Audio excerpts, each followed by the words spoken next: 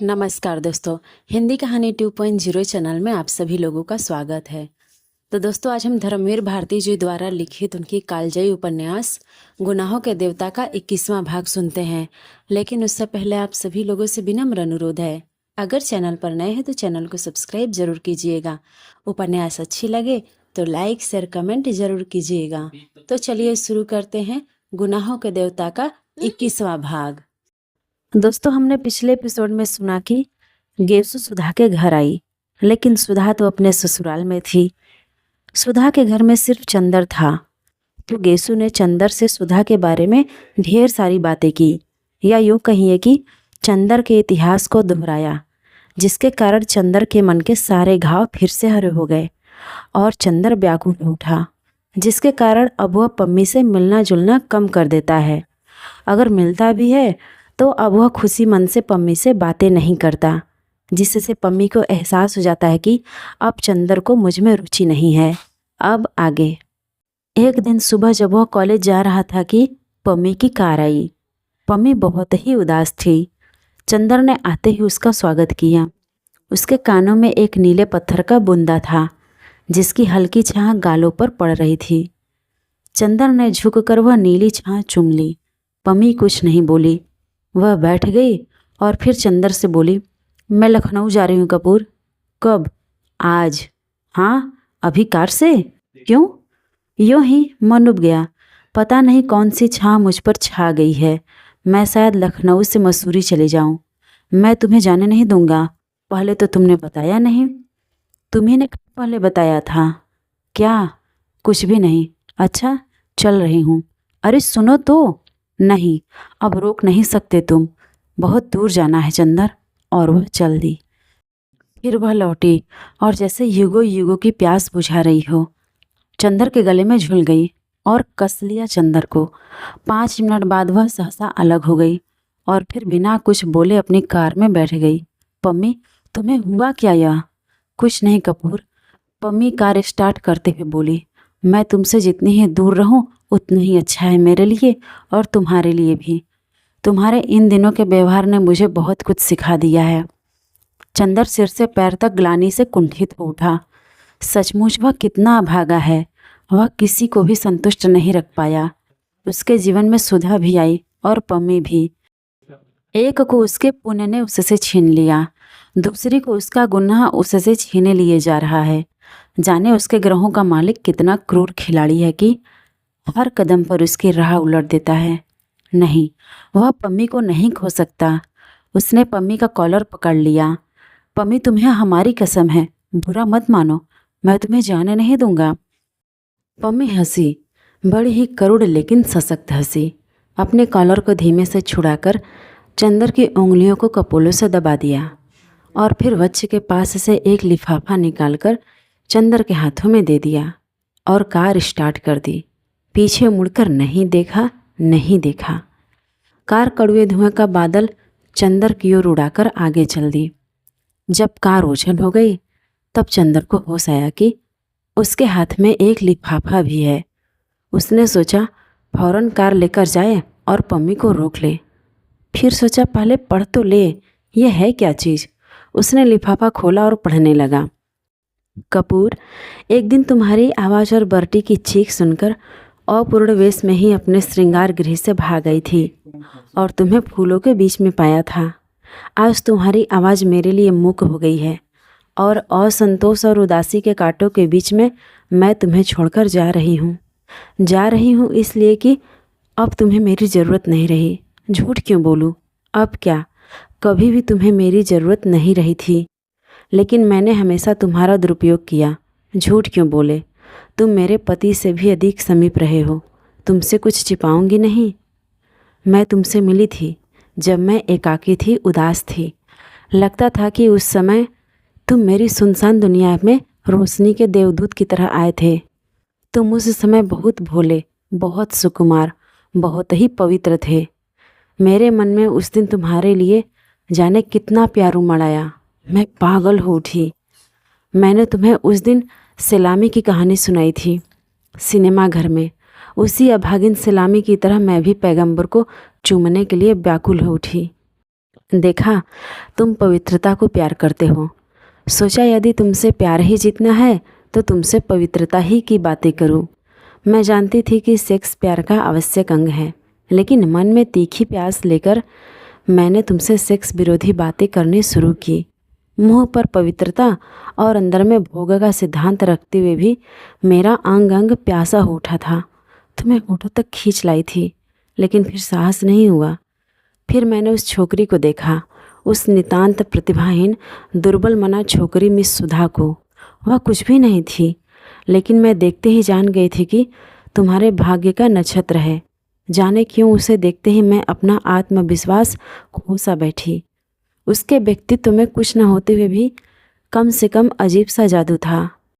यह मैं भी स्वीकार करती हूँ, लेकिन थी वह छोकरी ही। तुम्हें न पाने की निराशा और तुम्हें न पाने की असीम प्यास, दोनों के पीस डालने वाले संघर्ष से भागकर मैं हिमालय में चली आई। जितना तीखा आकर्षण होता है कपूर, कभी कभी नारी उतनी ही दूर भागती है।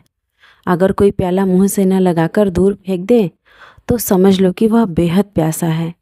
इतना प्यासा कि तृप्ति की कल्पना से भी घबराता है।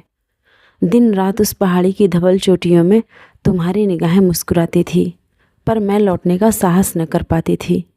लौटी तो देखा कि तुम अकेले हो, निराश हो और थोड़ा थोड़ा उलझे हुए भी हो। पहले मैंने तुम पर पवित्रता की आड़ में विजय पानी चाहिए थी, अब तुम पर वासना का सहारा लेकर छा गई। तुम मुझे बुरा समझ सकते हो, लेकिन काश कि तुम मेरी प्यास को समझ पाते कपूर। तुमने मुझे स्वीकार किया, वैसे नहीं जैसे कोई फूल शबनम को स्वीकार करे।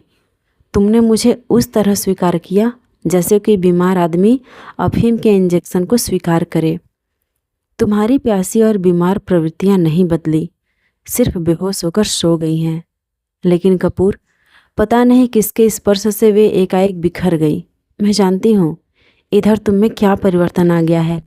मैं तुम्हें उसके लिए अपराधी नहीं ठहराती कपूर।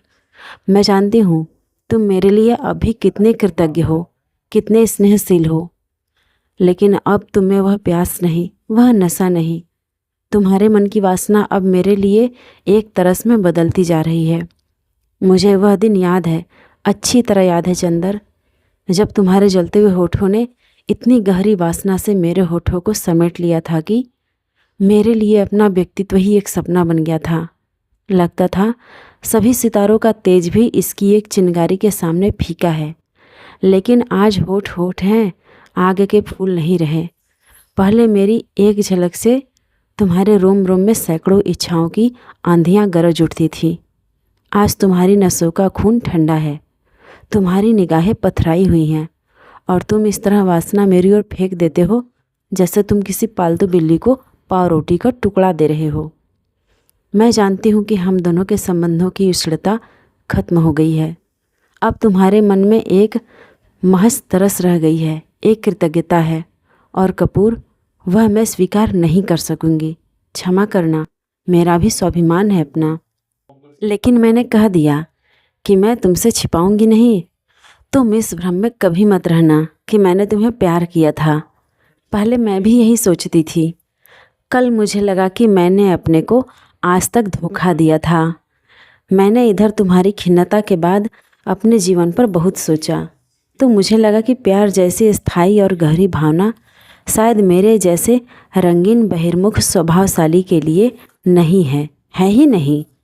प्यार जैसी गंभीर और खतरनाक तूफानी भावना को अपने कंधों पर ढोने का खतरा देवता या बुद्धि ही नहीं उठा सकते हैं। तुम इसे वहन कर सकते हो और कर रहे हो। प्यार की प्रतिक्रिया भी प्यार की ही परिचायक है कपूर। मेरे लिए आंसुओं की लहरों में डूब जाना संभव नहीं। या तो प्यार आदमी को बादलों की ऊंचाई तक उठा ले जाता है या स्वर्ग से पाताल में फेंक देता है। लेकिन कुछ प्राणी हैं जो न स्वर्ग के हैं न नरक के। वे दोनों लोगों के बीच में अंधकार की परतों में भटकते रहते हैं। वे किसी को प्यार नहीं करते, छायाओं को पकड़ने का प्रयास करते हैं, या शायद प्यार करते हैं या निरंतर नई अनुभूतियों के पीछे दीवाने रहते हैं और प्यार बिल्कुल करते ही नहीं। उनको न दुख होता है न सुख। उनकी दुनिया में केवल संशय, अस्थिरता और प्यास होती है कपूर। मैं उसी अभागे लोक की एक प्यासी आत्मा थी। अपने एकांत से घबराकर तुम्हें अपने बाहुपास में बांधकर तुम्हारे विश्वास को स्वर्ग से खींच लाई थी। तुम स्वर्ग भ्रष्ट देवता भूलकर मेरे अभिशप्त लोक में आ गए थे। आज मालूम होता है कि तुम्हारे विश्वास ने तुम्हें पुकारा है। मैं अपनी प्यास में खुद धधक उठूं, लेकिन तुम्हें मैंने अपना मित्र माना था। तुम पर मैं आँच नहीं आने देना चाहती। तुम मेरे योग्य नहीं। तुम अपने विश्वास के लोक में लौट जाओ। मैं जानती हूँ तुम मेरे लिए चिंतित हो, लेकिन मैंने अपना रास्ता निश्चित कर लिया है। स्त्री बिना पुरुष के आश्रय के नहीं रह सकती। उस अभागी को जैसे प्रकृति ने कोई अभिशाप दे दिया है। मैं थक गई हूँ इस प्रेम लोक की भटकन से। मैं अपने पति के पास जा रही हूँ। वे मुझे क्षमा कर देंगे, ऐसा मुझे विश्वास है। उन्हीं के पास क्यों जा रही हूँ? इसलिए मेरे मित्र की मैं अब सोच रही हूँ कि स्त्री स्वाधीन नहीं रह सकती। उसके पास पत्नीत्व के सिवा कोई चारा नहीं। जहाँ जरा स्वाधीन हुई कि बस उसी अंधकूप में जा पड़ती है जहाँ मैं थी। वह अपना शरीर भी खोकर तृप्ति नहीं पाती। फिर प्यार से तो मेरा विश्वास जैसे उठा जा रहा है। प्यार अस्थाई नहीं होता। मैं ईसाई हूँ, पर सभी अनुभवों के बाद मुझे पता लगता है कि हिंदुओं के यहाँ प्रेम नहीं, वरन धर्म और सामाजिक परिस्थितियों के आधार पर विवाह की रीति बहुत वैज्ञानिक और नारी के लिए सबसे ज़्यादा लाभदायक है। उसमें नारी को थोड़ा बंधन चाहे क्यों न हो, लेकिन दायित्व रहता है, संतोष रहता है। वह अपने घर की रानी रहती है।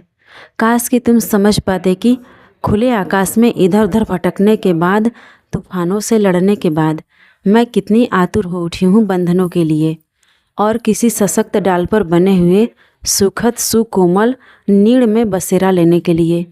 जिस नीड़ को मैं इतने दिनों पहले उजाड़ चुकी थी, आज वह फिर मुझे पुकार रहा है। हर नारी के जीवन में यह क्षण आता है और शायद इसलिए हिंदू प्रेम के बजाय विवाह को अधिक महत्व देते हैं। मैं तुम्हारे पास नहीं रुकी। मैं जानती थी कि हम दोनों के संबंधों में प्रारंभ से ही इतनी विचित्रताएं थीं। हम दोनों का संबंध स्थायी नहीं रह सकता था। फिर भी जिन क्षणों में हम दोनों एक ही तूफान में फंस गए थे, वे क्षण मेरे लिए अमूल्य निधि रहेंगे। तुम बुरा न मानना, मैं तुमसे जरा भी नाराज नहीं हूँ। मैं न अपने को गुनहगार मानती हूँ न तुम्हें। फिर भी अगर तुम मेरी सलाह मान सको तो मान लेना। किसी अच्छी सी सीधी सादी हिंदू लड़की से अपना विवाह कर लेना। किसी बहुत बौद्धिक लड़की जो तुम्हें प्यार करने का दम भरती हो, उसके फंदे में न फंसना कपूर। मैं उम्र और अनुभव दोनों में तुमसे बड़ी हूँ।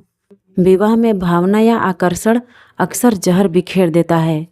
ब्याह करने के बाद एक आध महीने के लिए अपनी पत्नी सहित मेरे पास जरूर आना कपूर। मैं उसे देखकर वह संतोष पालूंगी जो हमारी सभ्यता ने हम आभागों से छीन लिया है। अभी मैं साल भर तक तुमसे नहीं मिलूंगी। मुझे तुमसे अब डर भी लगता है, लेकिन इस बीच में तुम बर्टी का ख्याल रखना। कभी कभी उसे देख लेना। रुपए की कमी तो उसे न होगी। बीवी भी उसे ऐसी मिल गई है जिसने उसे ठीक कर दिया है। उस अभागे भाई से अलग होते हुए मुझे कैसा लग रहा है यह तुम जानते अगर तुम बहन होते। अगला पत्र तुम्हें तभी लिखूंगी जब मेरे पति से मेरा समझौता हो जाएगा। नाराज तो नहीं हो? प्रमिला डिक्रूज। चंदर पम्मी को लौटाने नहीं गया, कॉलेज भी नहीं गया। एक लंबा सा खत बिनती को लिखता रहा और इसकी प्रतिलिपि कर दोनों नत्थी कर भेज दिए और उसके बाद थककर सो गया बिना खाना खाए। गर्मी की छुट्टियां हो गई थी और चंदर छुट्टियां बिताने दिल्ली गया था। सुधा भी आई हुई थी, लेकिन चंदर और सुधा में बोलचाल नहीं थी। एक दिन शाम के वक्त डॉक्टर साहब ने चंदर से कहा, चंदर, सुधा इधर बहुत अनमनी रहती है, जाओ इसे कहीं घुमा लाओ। चंदर बड़ी मुश्किल से राजी हुआ। दोनों पहले कनॉट प्लेस पहुँचे। सुधा ने बहुत फीकी और टूटती हुई आवाज़ में कहा, यहाँ बहुत भीड़ है, मेरी तबीयत घबराती है। चंदर ने कार घुमा दी। शहर से बाहर रोहतक की सड़क पर, दिल्ली से 15 मील दूर, चंदर ने एक बहुत हरी भरी जगह में कार रोक दी। किसी बहुत पुराने पीर का टूटा फूटा मजार था और कब्र के चबूतरे को फोड़कर एक नीम का पेड़ उगाया था। चबूतरे के 2-3 पत्थर गिर गए थे। 4-5 नीम के पेड़ लगे थे और कब्र के पत्थर के पास एक चिराग बुझा हुआ पड़ा था और कई एक सूखी हुई फूल मालाएं हवा से उड़कर नीचे गिर गई थी। कब्र के आसपास ढेरों नीम के तिनके और सूखे हुए नीम के फूल जमा थे। सुधा जाकर चबूतरे पर बैठ गई। दूर दूर तक सन्नाटा था। न आदमी न आदमजाद, सिर्फ गोधूली के अलसाते हुए झोंकों में नीम चरमरा उठते थे। चंदर आकर सुधा की दूसरी ओर बैठ गया। चबूतरे पर इस ओर सुधा और उस ओर चंदर, बीच में चीर नीरव कब्र। सुधा थोड़ी देर बाद मुड़ी और चंदर की ओर देखा। चंदर एकटक कब्र की ओर देख रहा था। सुधा ने एक सूखा हार उठाया और चंदर पर फेंककर कहा, चंदर, क्या हमेशा मुझे इसी भयानक नरक में रखोगे?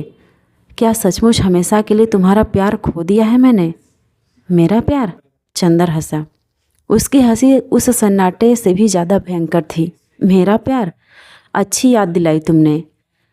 मैं आज प्यार में विश्वास नहीं करता, या यह कहूँ कि प्यार के उस रूप में विश्वास नहीं करता। फिर क्या? उस समय मेरे मन में प्यार का मतलब था त्याग, कल्पना, आदर्श। आज मैं समझ चुका हूँ कि यह सब झूठी बातें हैं, खोखले सपने हैं। तब आज मैं विश्वास करता हूँ कि प्यार के माने सिर्फ एक है, शरीर का संबंध। कम से कम औरत के लिए।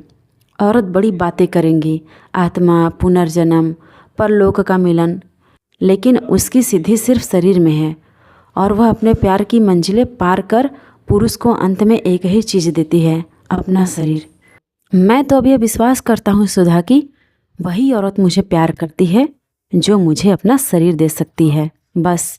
इसके अलावा प्यार का कोई रूप अब मेरे भाग्य में नहीं। चंदर की आंख में कुछ धधक रहा था। सुधा उठी और चंदर के पास खड़ी हो गई।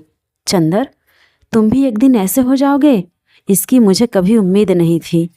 काश कि तुम समझ पाते कि। सुधा ने बहुत दर्द भरे स्वर में कहा। स्नेह है। चंदर ठठाकर हंस पड़ा और उसने सुधा की ओर मुड़कर कहा, और अगर मैं उस स्नेह का प्रमाण मांगूं तो? सुधा? दांत पिसकर चंदर बोला, अगर तुमसे तुम्हारा शरीर मांगूं तो? चंदर! सुधा चीखकर पीछे हट गई।